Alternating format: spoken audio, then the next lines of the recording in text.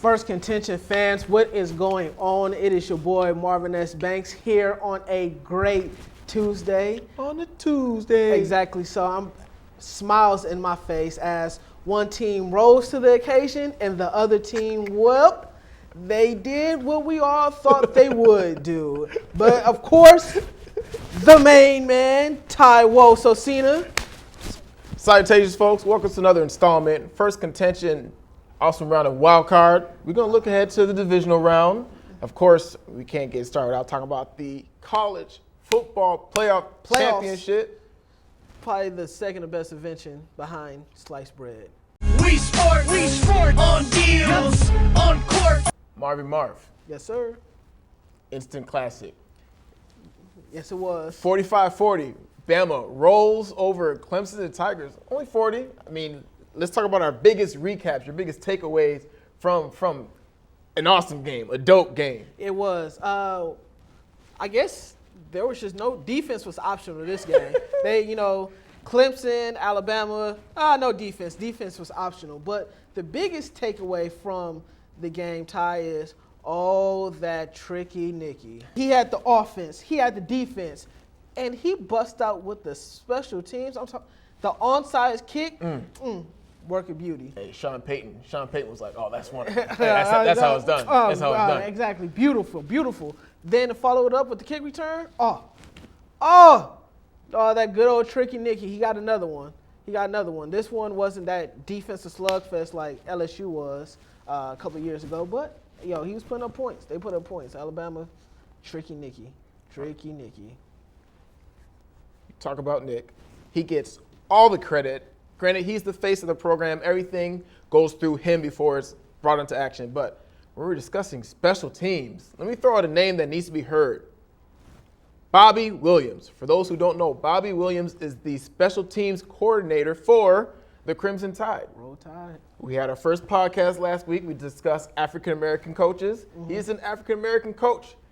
So he's the one who sets these things in motion, and it was him who orchestrated the onside kick and him who put everyone where they needed to be for Kenyon Drake to return that kickoff in the second half and almost seal the door. So, man, shouts out to him, man. But again, instant classic. It was. When we talked about the game, I said this could be as good as USC Texas. It was close. There may need to be a 30 for 30 about this moving forward. I mean, it was close. I mean, Deshaun Watson, Hats off. Yeah. Hats off. Man, he balled out. He balled out of control. We sport on deals, on court. Who's your MVP? Deshaun Watson, like you said, did ball. Deshaun, out of control. Would love to give it to, Wayne Gallman also showed up, even though he went back and came back in. Mm-hmm. But I mentioned Bobby Williams, the special teams coordinator. Yeah. He is also the tight ends coach. I know where you're going with this, Ty. O.J. Howard, hats off. He was running through that secondary butt naked, as Steve Davis, our producer, just told me. Means he was wide open, no one around him. And especially at the end of the game when Mackenzie Alexander went down and he got that corner, a big man like that is not supposed to rumble like that, but rumble, young man, rumble. Definitely O.J. Howard. O.J. Howard showed up. Man, he produced. He had, 4 catches for like 900 yards or something close to it. I mean, he was running down the field. He was running down the field like he had a visible cloak on him because nobody was around him whatsoever. But that was your MVP. I'm going to give it to someone that really changed the game. Let's show the kicker some love. Adam Griffin. If you see how he did that onside kick, it was just so. He just popped it up, and he just ran right underneath there. Doop! Right in the bread basket. He could have did it much better, like a FIFA World Cup goal, Ty. I mean, it was just absolutely beautiful. Beautiful, I say.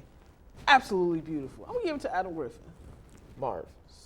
Yep, I sure did. I think you're aware that I know you a lot better than other people know you. I sure did. And we know you petty. You petty. Very much so. You may not even know this, but he's throwing shots at you, Minnesota. That's shots at you, Minnesota. That's exactly what that was. Message has been delivered. Sent to receive. Sent to receive. Signed by management. We sport on deals, on court. With the divisional round coming up, the wild card just happened this past weekend. Votes for the team that was most dominant goes to the Kansas City Chiefs. They pretty much destroyed the Houston Texans, a team that you chose to win this past weekend. But we're going to leave that alone. Sure. He obviously didn't leave it alone. But it's all good. It's all good, bro. It's all good. Yeah, it's definitely all good. Are the Chiefs that real? Are they realer than real? Are they realer than most? Are they the realest thing alive? How real are they, Ty? They're not real enough for the Patriots. Even with all the injuries, granted, when you win 11 games straight at this point, it is the NFL, although it is the Texans, it's the National Football League. They say any given Sunday for a reason. So obviously impressed by the win. Special teams is all over this show because the second that game got started, special teams put the nail in the coffin right away. Now Davis, got to give a special shout out. Dave Tobe, last time, a playoff game, and it was an opening kick return. Dave Tobe was that special team coach as well. But he coached in Chicago, and he was coaching the greatest return man ever, Devin Hester, the GOAT. I thought you were going to say Dante Hall. No, different team. But you know what? They are real. They're realer than most.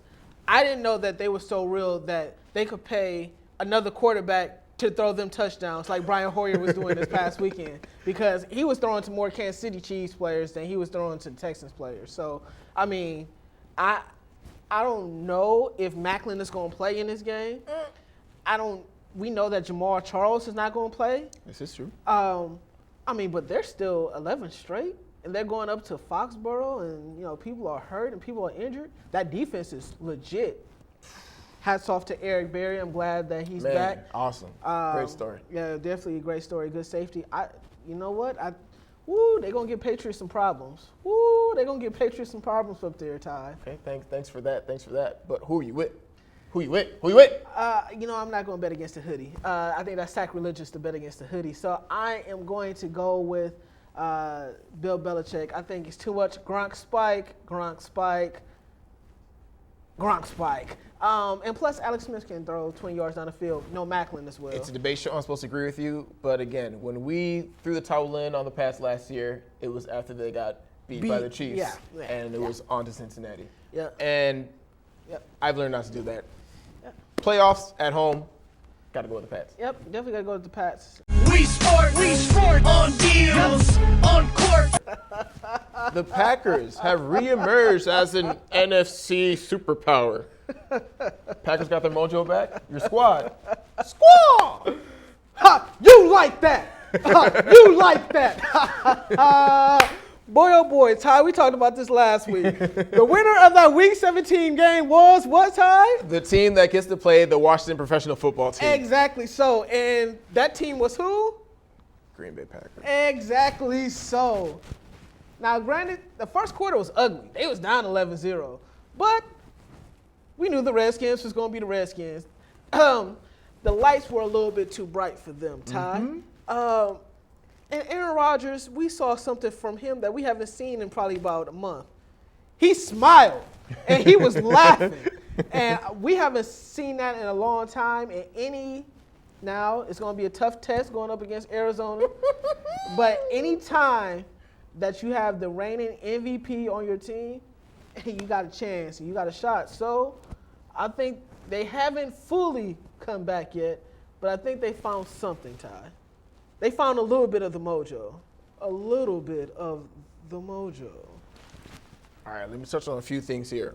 One, Packers don't got their mojo back. They played a whack team that's never been to the playoffs and faced a really, really good team. They got ramrodded this year by winning teams, okay? So it's an illusion, Marv. It's an illusion. Don't let it fool you. I don't know if they really got ramrodded, but okay. The Washington Professional Football Team. I got you. They got ramrodded by winning teams, and they feasted on that weak division. Two, man, Ryan Fitzpatrick, if you could just take some notes from Kirk Cousins, because he did what you should have done. You should be heading into this offseason ready for a payday, and Kirk Cousins did enough in the regular season to get paid, but not enough to win the game. But at the same time, they're going to cut ties with RG3, and he's going to be the quarterback. But at the end of the day, Packers going out to Arizona, man, give me the Cardinals again. It may not be as bad as the last time, but I'm taking Cardinals. 10 days out of the week, I'm taking the Cardinals. 10 days out the week. Wow. 10 days out the week. That's interesting. You know what? I'm gonna have to put my bias aside. I mean, Arizona looks like a good team. They beat the brakes off the Packers. The brakes off the Packers. They did. I mean, they sacked Aaron Rodgers 8 times, hit him like 15, 16. Ain't no brakes, Mark. 28 times. And for that particular reason, I'm still going with Green Bay. I think that Aaron Rodgers has a puncher's chance. I mean, Seattle beat the brakes off of Arizona last week. And I think you can go out there against an overconfident Arizona team. I think Green Bay has a decent shot to win that game. And that's where you're wrong because they're not actually overconfident because of what Seattle did. So that bodes well for them. It's okay. It's on tape. It's on tape, bro. It's on tape. Don't worry about it. They beat Green Bay 38-8 or whatever final score It's cool. was. It's on tape. It's on tape. We sport on deals, on court. The Minnesota Vikings were supposed to win the game. They didn't. Jokes on you guys for missing that 27-year-old field goal. And Seattle was the beneficiaries from that blunder. Now they get to go face off against the number 1 seed in the NFC and probably the number 1 seed in the NFL. The Carolina Panthers with Superman Cam. Ty, who are you taking and who are you with, my brother? One thing you're missing is The Vikings lost. no, you hit that. You touched on that. Petty. You're missing on the 2B NFL MVP, Cam Newton. 2B. The 2B MVP. They haven't crowned him yet, but they got to crown him. If you want to crown him, crown him. Yeah, might as well. Cam. Hey, that's your MVP. And I'm rolling with Cam, okay? We saw what Russell was not able to do against the stout Vikings defense. Now, this Carolina Panthers defense is stouter than most, okay? Mm-hmm. Now, they'll give up some points, but that's usually by the time that they're up and they're playing that safe cover 2 shell, and they'll let you just milk the clock and try to come back. Now, don't do too much of that with Russell, but at the end of the day, they're number 1 seed. I think home field should count for something. They did go into Seattle and win earlier in the season. Mm-hmm. Granted, that's when Seattle was on their stormy grounds. We'll see what happens with Marshawn, but I'm going with Cam, okay? I spent all season going with Andy Dalton, if you see where that got me. Cam Newton, new time. I'm finally glad that you finally see the black man. You know what? This is so hard for me. The way that Seattle played was uninspiring this past weekend. Even though it was negative 125 degrees outside, it was still uninspiring. Roughly. I'm going to go with Seattle. And here's the reasons why. I think Seattle's defense is going to be enough to slow down the offense of Cam Newton. Let's be honest. Raise your hands if you believe Ted Ginn Jr. is real. I believe he's fast.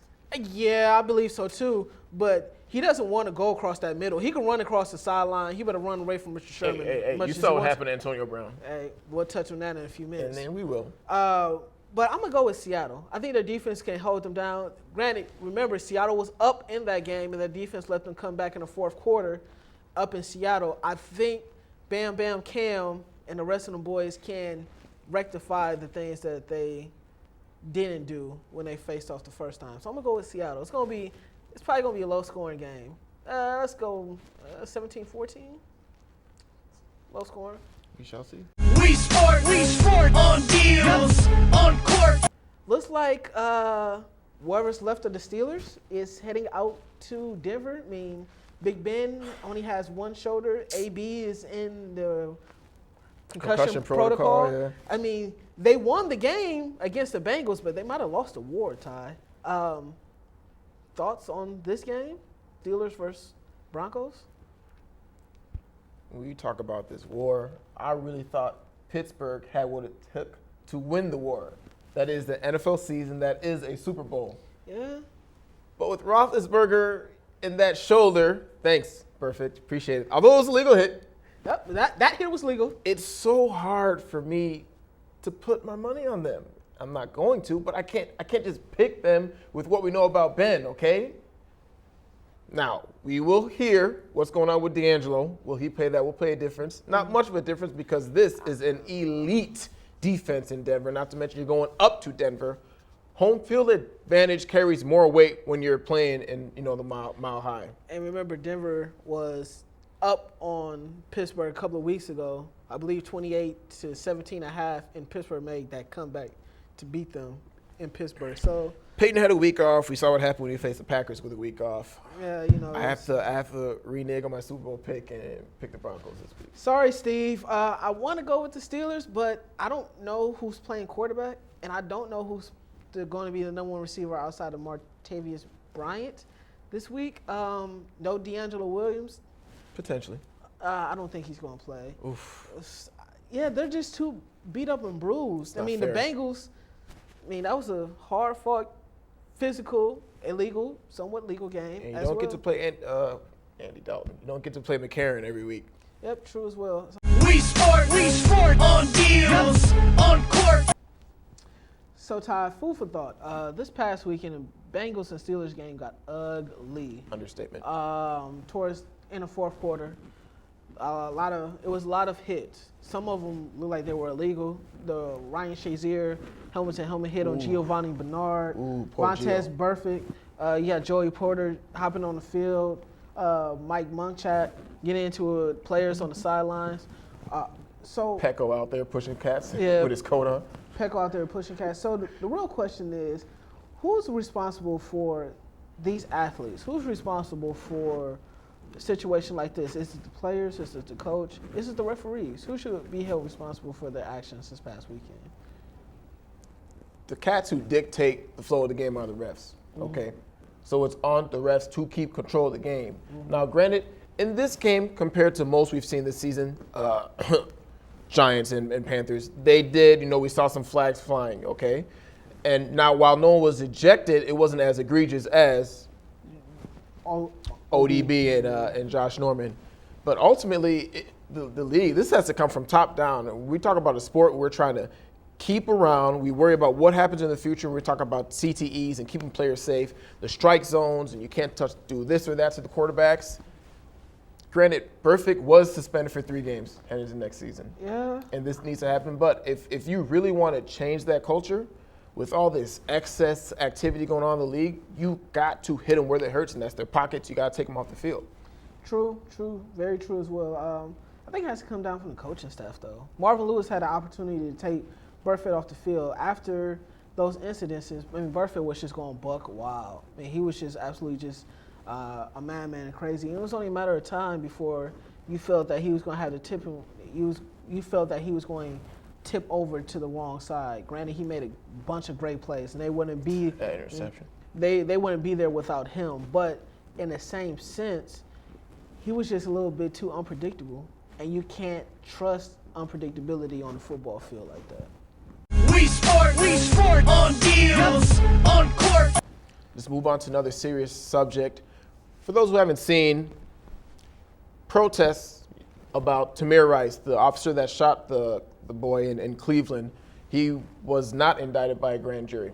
Okay, he was let off the hook. Now, a hashtag has come up on Twitter, no Justice No LeBron. We're saying that, I'm not part of the protest, but the folks are saying, LeBron, this happened in your city. You are a mogul in Cleveland, making money.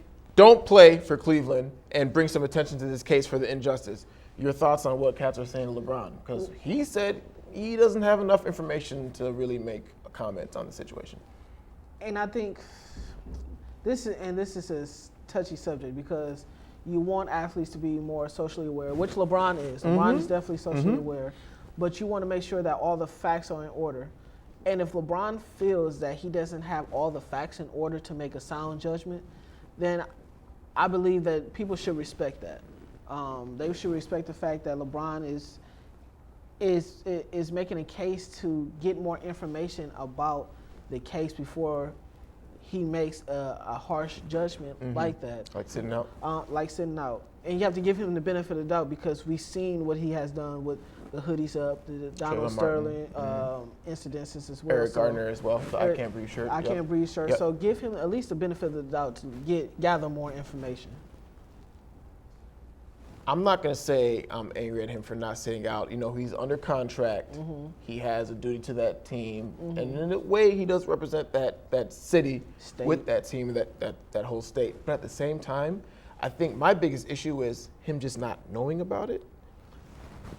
Trayvon, young kid, Gardner, this is happening in your backyard, LeBron. So I'm not saying you got to sit out, but be aware. You know, in terms of the facts, the fact is, young kid was carrying around a toy gun in an open carry state, and 2 seconds upon arriving, he was shot. So I don't know what other facts, you know, needs to be present. He saw the tweet about him being a bad shooter before he went off on Sunday. And it's not my place to do that to LeBron. We love LeBron. I love LeBron. And it's unfair because he's more conscious than most. But just at least be aware. I don't think that's too much to ask. No one's true, but you got to give him the benefit of the doubt. We sport on deals, on court. Now, Ty, our finish line portion of the show. Breaking news. Well, it's been fun. St. Louis and San Diego, and keep it classy. Sign the NFL. As the Rams and Chargers are both leaving to go to LA. Ty, what are your thoughts? One of the worst things you can wish on a franchise, Marv, is to take them away from their city. Granted, the Rams weren't always in St. Louis, but I'm sorry, Steve. I'm not sure if I'm sorry because Steve never really repped the Rams like that. Which is odd. Yeah. It is kind of weird. But they didn't really give him much stuff. Yeah. But it's Great unfortunate. It's unfortunate. They're going out west, and hopefully that community can come around and give them enough support to stay. Because ultimately, that's what, if you can't pack the stands and all your home games feel like road games, especially the Chargers. All their home games were like road games. All their home games will be road games. And that's San Diego. You don't want to come watch the Chargers play? I don't want to. You know, fool me once, shame on you. Fool me twice, shame on me. 3 times? I mean, you had the LA Raiders, you had the LA Rams, now you have the LA Rams/Chargers now? Ty, I don't see how this is possible. I can't see LA having an NFL team. They already have 2 good college teams in that area right now, UCLA and USC. It's, you know, you guys, the NFL tried. They tried to get a team out there in LA, and it didn't work. So now you want to try again? I can't see this being a good thing. They'll probably have to revisit this, 10, 15 years down the line, and we'll be in these same chairs, in the same studio, in the same set talking about, well, Las Vegas like they're going to get a football team. Well, hopefully not the same chairs and studios. Like Las Vegas, and it looks like, I don't know, name another city out there. San Antonio got a football team, who knows? But Rams out here trying to set a record for most cities played in. Yeah. Oh, well, sorry, Steve. I guess the Lou wasn't with you in this one. L's up to the Lou. Deuces. We sport on deals, on court. From deuces to the trays. RG in the third. It's pretty much all over in Washington. So it's done. It's over. Kaput. Yeah. Question we got from Blonde Yang. Blonde Yang. Respect. What happens to RG3 now? What's in his future? Look in your crystal ball. Well, looking in the crystal ball in the dome, I think that RG3 is going to get released. There is no way humanly possible that they're going to pick up that option. So, what is the best fit for RG3? To me, he needs to go to a place where he can learn, where he can groom and be a predecessor. Man, the man he's in his early 20s. I think he's still a franchise quarterback. I think he needs to get with the right teacher. To me, I think the right teacher and the right person to teach quarterbacks is Sean Payton down in New Orleans. You can have Drew Brees there for another 2 to 3 years and usher him in like Brett Favre did Aaron Rodgers. Have him groomed, have him sit. Then eventually he should be at a level to take over for the New Orleans job. I say New Orleans. There's a lot of noise around RG3. Noise. I believe it's more so media created. They like to find someone and just attach to it, put his name up and get a bunch of clicks and a bunch of clutter. Mm-hmm. Well, I love to see him in Chicago because I can only take so much of Jay Cutler. Here's a team for you, Pittsburgh. Mm-hmm. Pittsburgh, my Super Bowl prediction, which won't come to fruition because Big Ben's been knocked up, bumped around, and hurt this year. Mm-hmm. I think if you can put Robert Griffin III in that offense with those weapons, Let him sit behind Ben for a while and learn from a man who's done it, who's been there, Super Bowl rings. Mm-hmm. You have potential to see what you saw RG3 doing at Baylor with that squad, with that young talent around him. Bell comes back. They can still run the ball, so it's not going to be all on him. He can take off when he wants. Man, Antonio Brown, Martavis Bryant, Wheaton. They'll probably get a new tight end in a few years, but that would be explosive. Yeah, we'll see. We'll see. I don't know. It's going to be interesting to see him and Ty Haley try to coincide with one another. Granted, Big Ben and Ty Haley won starter bowls a couple years ago. So we'll RG3 is not in a position to beef with any coordinators or any coaches at this point. He's been humbled. Oh, yeah. Definitely so. And then some. We sport on deals, on court. And now for our best part of the show, what you've been waiting for. Our fuel to the fire, because we don't need no water. Ty? When you do the L for loser, it should be the left hand or the right hand. It doesn't matter. We about to let it burn, though. Exactly so. And our number one victim is Brian Hoyer. Like I said before on Twitter, I hope Kansas City is sending him a game day check for the things that he was doing this past weekend. I mean, he was throwing them the ball left to right, Ty. I'm not going to say what I normally say, Ty, but the slander. I'm not going to say that, but let's just say he might have been a little bit colorblind out there. Okay, now the league, and everybody loves J.J. Watt. Perhaps the league throws him in our throats too much. Mm-hmm. But it's saying something when you got to bring J.J. Watt and Vince Wilfork in a Wildcat to try to score a touchdown. Yep. And then what happens a few plays later? Hoyer throws an interception. Yep. And if you can read DeAndre Hopkins' lips and what he said, he is not pleased. He said what everyone else was thinking pretty much from there. So, but moving on to the team next number loser from Saturday was the whole Cincinnati Bengals team. Ty, they had a chance to win their first playoff game. And we believed in you, and you let us down. Sorry. I learned my lesson last year. Someone didn't get the memo over here. Hey, I picked Pittsburgh, but man, like, no, you picked Cincinnati to get their first playoff win. Oh no! That was before it was gonna go against my Super Bowl pick. Oh, Ty, you can't let the MJ faces roll, baby. All of them, all of them. For a split second, you thought they had it. AJ to AJ. Yeah. I thought it was over. Then Jeremy Hill. Sorry, Steve.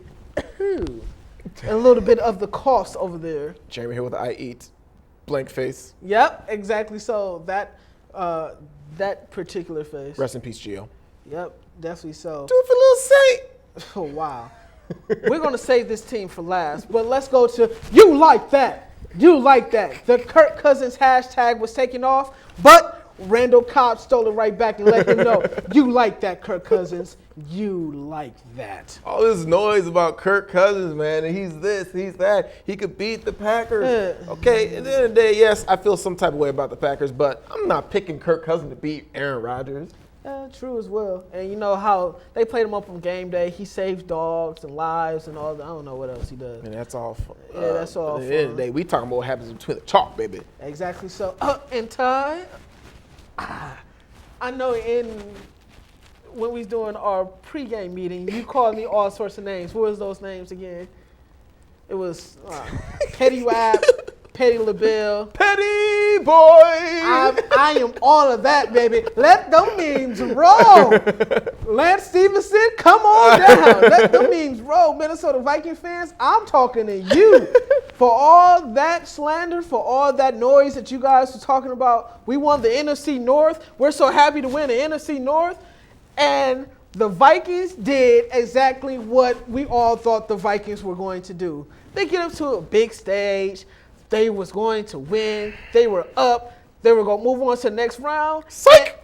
They choke. What they needed was the upright sitting sideways. There it is, boys. Hey, we said this about the Jets last week.